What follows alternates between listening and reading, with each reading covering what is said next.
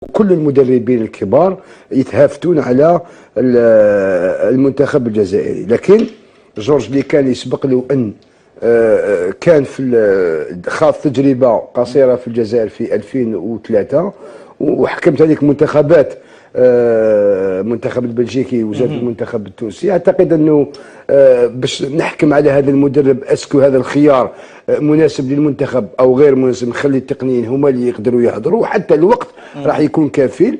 لكن الاكيد انه انا كاعلامي نشوف تصريحات تاع اللي كانس اليوم وين يقول باللي انا النيران كانت تلاحقني في بلجيكا، لهذا قررت مغادره بلجيكا والالتحاق بنادي. فكرتني هذا لا ديكلاراسيون الصريح بما قاله غوركيف مؤخرا، وين قال، اسمح لي باش نكمل لك، وين قال باللي انا اشتد علي الفراق تاع لوريون، لهذا فضلت خوض تجربه في الجزائر. قبل ان نتحدث عن جورج ليكانس في اول خرجه اعلاميه وبعلم لاروم يعطينا رايه في البدايه حول هذا المدرب، خلينا نستمع ماذا قال محمد روراوة للتلفزيون العمومي قبل ان ياتي بهذا المدرب. قال: نحن كبار، المدربين يجروا وراءنا. خلينا نستمع محمد روراوة. ان شاء الله احنا نبدا نشتغل من يوم الغد على اساس ننظم العارضه التقنيه في اقرب وقت ممكن باذن الله. الفريق غالي قلت لك، الناس راهي تحب تجي ليه، ماشي احنا نروحوا نبحثوا على مدرب. ان شاء الله ربي يوفقنا في الاختيار. احنا على كل حال وضعنا لجنه باش تدرس كل الملفات، وباش ان شاء الله ناخذ تقدم لنا قرار اقتراحات لاخذ القرار مع المكتب التنفيذي تاع الاتحاد. نعم، كان هذا تصريح محمد روراوة قبل أن يأتي بالمدرب البلجيكي جورج ليكانس الذي سبق له تدريب المنتخب الجزائري سنة 2003 ولم يعمر طويلا 6 أشهر فقط، وهرب عن المنتخب الجزائري في حادثة تبقى لغزا لحد الساعة. أبو علام لاروم، في تلك الفترة كنت مدير التكوين في الاتحادية الجزائرية لكرة القدم، هكذا؟ نعم. إذا تعرف جيدا جورج ليكانس. ما رأيك في تعيين جورج ليكانس رأس المنتخب الجزائري لكرة القدم؟ هو اصلا يعني نقدر نعطي رايي كما نقول لك في مواصفات المدرب. يعني سؤال كان من هذا الباب، يعني الذكر انه في انذاك كان رابح سعدان هو المدير الفني وانا كنت مدير التكوين، هو كان مدرب الفريق الوطني. يعني الشيء اللي نقدر نقوله كما الشيخ اللي كما تكرم، الشيء اللي قالوا يعني عجبني كلامه، انه قال احنا نخلوا الحكم للتقنيين والحكم يعني الصائب هو من بعد، لكن احنا نقدروا كما نقول لك نعطوا اشياء يعني ايجابيه ولا سلبيه فيما يخص هذا المدرب. لانه هذا من حق المتفرج وحق الجمهور يعرفوا، يعني كما نقول لك هذا اهم شيء. هذه مقدمه تاع الاخ رضا كانت عجبتني. الان احنا الشيء اللي نقولوه، انا شخصيا واش نعرفوا فيه انه انسان مؤدب كي نقولوا مؤدب، يعني يحترم جميع الناس. تحدث عن جورج ليكانس. اكيد نعم، اعطوا للناس حقوقهم، يعني هكذا. بارك الله فيك، حقوقهم. يعني كما نقول لكم بعد لو نختلف في امور شيء تالي، لكن الانسان يعني كما نقول لك يعرف شغله، شخصيه. وخاصه الشيء اللي حبيت نقول فيه، انا كنت صرحت في واحد القناه قلت اللي راح يجي شجاع، يعني لانه يعرف الوضعيه. انا نظن هو الشيء اللي شجعه الان بعد ممكن نقولوا اخفاقه في المره الاولى. الان الامكانيات اللي موجوده بالجزائر تغر اي واحد، يعني علاش؟ لانه الفتره اللي كان فيها هو ما كانش عندنا حتى ملعب وين نتدرب. اذا كنتوا يعني الصحفيين معروفين حتى هم يجوا يقولوا لنا وين رايحين يتدربوا، يقولوا احنا الصباح ما على بالناش. بعض الاحيان عند يعني الجيش كانوا يعطونا على كما نقول لك بني مسوس الاشياء، بعض الاحيان الكنابس، يعني الكلابس تاع حاليا.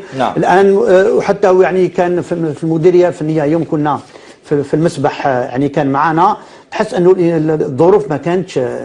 الان ممكن يتشجع يعني كما نقول لك المركز التكوين تاع سيدي موسى، والجزائر تطورت لانه هو يوم جا كانت بدايه. الان الشيء اللي راه يستناه من ناحيه كما نقول لك الشيء الايجابي انه كان ما زالوا على مستوى العمل، يعني كي كان في بدليل ما قالوا بانه وهل كانت هناك اتحاديه في الجزائر يقول لك غير دوما غدوه ان شاء الله. هذا ما قاله. خليني اشرك زميلي العزيز حفيظ دراجي. مساء الخير، اجدد بك التحيه. اهلا وسهلا. اهلا وسهلا. تعيين ليكانس مدربا للجزائر، كيف رايته انت؟ هذه قضيه تعيين مدرب بالنسبه الجزائري. أنا لو سمحت أريد أن أوافق الأخ على مروم، تحياتي مجددة له على ما قاله منذ حين. أولا من حيث المبدأ الاختيار هو اختيار يجب أن نحترمه. ثانيا اختيار موفق أو لا، النتائج هي لا تحكم على المدرب.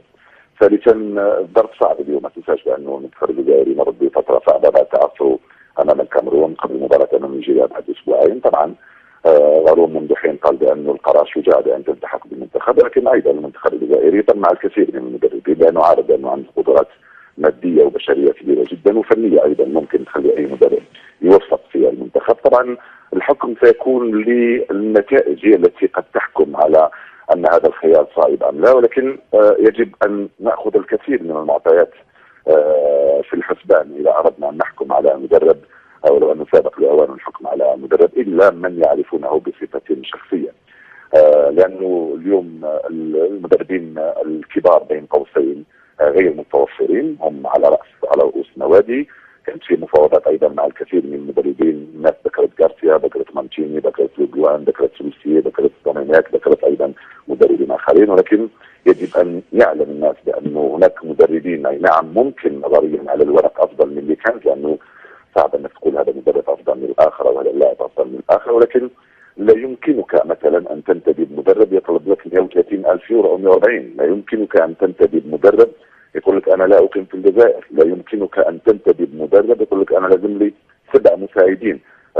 فلذلك كاين معطيات ربما المشاهد لا يعرفها، ولو أن كل هذا الكلام لا يمنع بأن الناس ممكن يكون عندها رأي، يكون فيه إجماع أو يكون فيه تردد من طرف بعض الناس، وهذا أمر عادي جدا. لذلك أعتبر بأن الأمر عادي. الأمر عادي.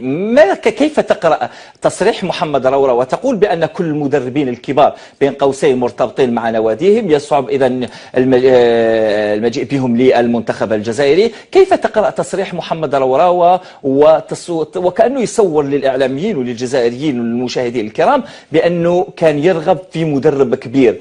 لماذا لم يقل في رأيك بأنه هذه هي المعايير اللي سآتي بها بهذا المدرب، والمقياس يكون من صورة جورج ليكانس مثلا؟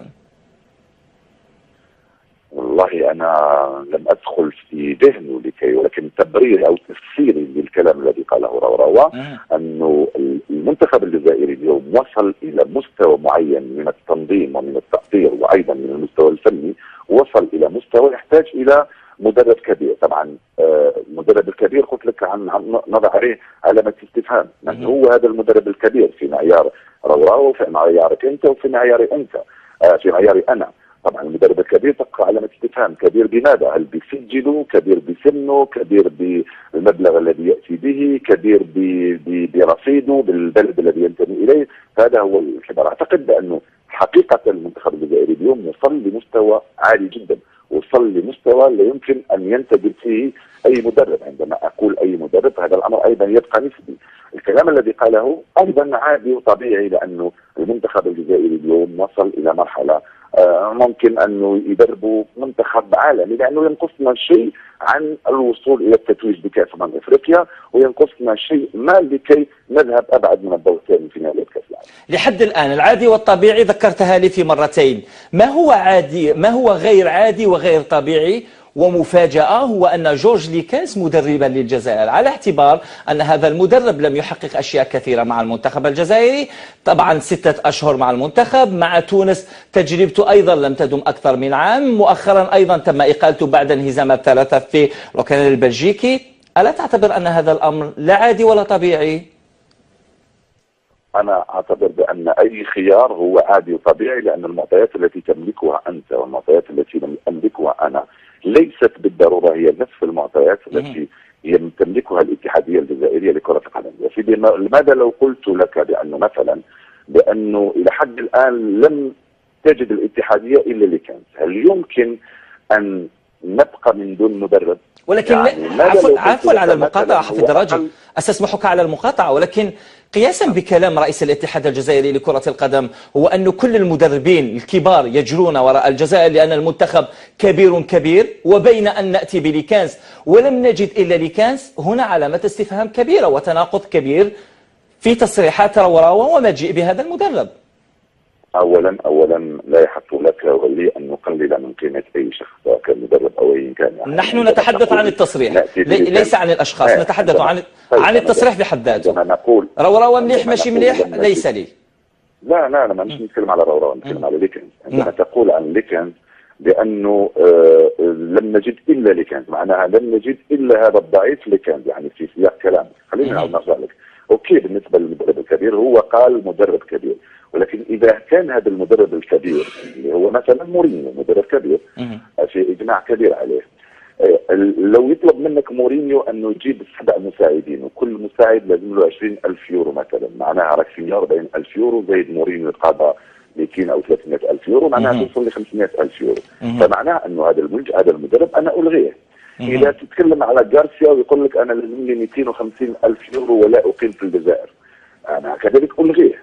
فكاين اهتمام من قبل المدربين، ولكن يعتقدوا بان الجزائر غنيه، يعتقدوا بان الجزائر ممكن تعطيهم 250,000 و300,000 و500,000 يورو، لذلك يبدون رغبتهم في الالتحاق بالمنتخب الجزائري، بما في ذلك ويلموتس الذي مثلا الجزائريين بانه ويلموتس من زمان يقولوا ويلموتس انا رايي مثلا ان ويلموتس مدرب ممتاز لكن لا يدخل الجزائر. مثلا قد يكون راي بوعلام ايضا مختلف، ولكن ليس بسبب قيمه المدرب، لانه عندنا خصوصياتنا بوعلام يعرفها جيدا. في الجزائر خصوصيات قد ينجح فيها رايفاتش ولا ينجح فيها مورينيو. كلامك هذه الخصوصيات الذي يجب ان ناخذها بعين الاعتبار. كلامك ربما بوعلام لاروم لم يهز راسه.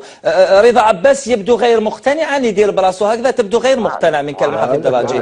لا تبدو غير مقتنع.